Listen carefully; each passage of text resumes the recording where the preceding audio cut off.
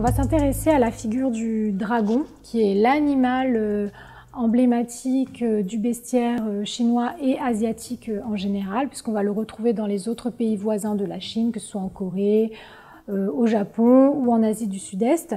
Il faut savoir que le dragon a une symbolique qui est assez complexe, multiple et plurielle, puisque c'est un animal mythologique qui est présent dans la culture chinoise depuis 4 à 5 millénaires, et peut-être ce serait l'animal fantastique le plus anciennement représenté. On le retrouve déjà à l'âge du bronze.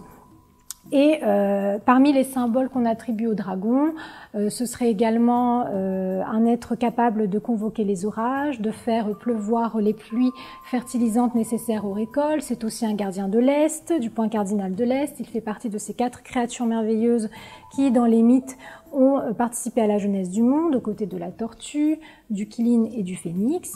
Et aussi, à partir de la dynastie des Han, dont le règne démarre en 206 avant notre ère, le dragon devient l'emblème héraldique de la figure de l'empereur, et on va l'adopter notamment sur tous les vêtements de cour, le mobilier de cour, et des lois somptuaires vont se développer qui vont véritablement imposer tout un protocole dans le port du dragon, et seul l'empereur, ses épouses et les princes de premier rang peuvent porter le dragon à 5 griffes. Après, sous la dynastie des Qing, donc c'est la dernière dynastie à avoir régné sur la Chine, de 1644 à 1911, ce type de robe dragon va devenir très populaire et porté par tout le personnel de cour. Et nous avons un exemple ici avec cette superbe robe dragon en soie qui appartient à la collection du Madois. Et on voit sur cette robe dragon une multitude de symboles.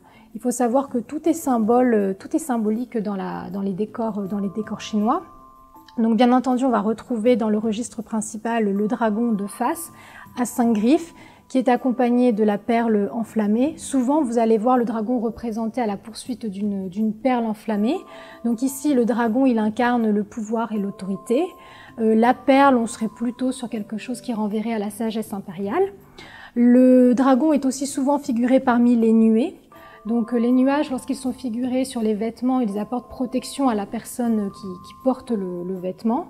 Et lorsqu'ils sont teints en 5 couleurs, comme c'est le cas ici, on est plutôt sur un symbole de chance et de paix sur terre. Autre motif récurrent dans l'art chinois et dans les décors chinois, et qu'on retrouve aussi sur plusieurs objets ici présentés, c'est la chauve-souris. Pourquoi? Puisque la chauve-souris en Chine, elle est synonyme de bonheur, de par son homophonie avec ce mot.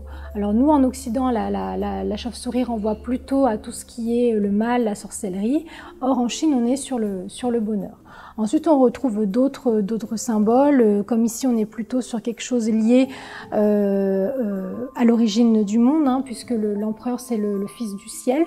Donc on a ces lignes horizontales qui représentent l'océan, ici la montagne du monde.